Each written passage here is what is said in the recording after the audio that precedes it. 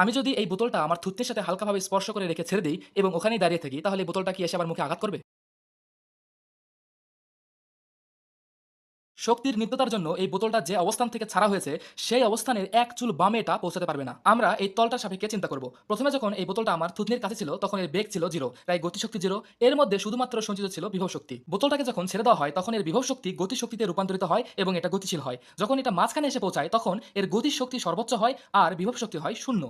এরপরে যখন এটা ডান দিকে যায়, তখন এই গতিশক্তি আবার বিভব শক্তিতে কনভার্ট হয় এবং ডান দিকে সর্বোচ্চ বিন্দুতে পৌঁছালে সেখানে শুধুমাত্র থাকে বিভব শক্তি আর গতিশক্তি হয় 0। একইভাবে এই বোতলটা যখন আবার মাঝখানে এসে পৌঁছাবে, এর গতিশক্তি হবে সর্বোচ্চ, বিভব শক্তি হবে 0। সেই গতিশক্তি আবার বিভব শক্তিতে কনভার্ট হতে হতে এটা যখন আমার থুতনির কাছে এসে পৌঁছাবে, তখন গতিশক্তি হবে 0, আবার বিভব শক্তি হবে সর্বোচ্চ, যে বিভব শক্তিটা ছিল আগে। ফলে এর বেগ হয়ে যাবে 0 এবং এটা আমার থুতনির কাছে এসে থেমে যাবে। এই বোতলটা এর আদি অবস্থানের এক চুলও বামে যাবে না, কারণ একটু বামে যাওয়ার জন্য এর এক্সট্রা শক্তির প্রয়োজন। কিন্তু আমরা সিস্টেমে এক্সটার্নাল কোনো ফোর্স ইউজ করিনি, তো এক্সট্রা যান্ত্রিক শক্তি পাওয়ার কোনো সম্ভাবনা নেই।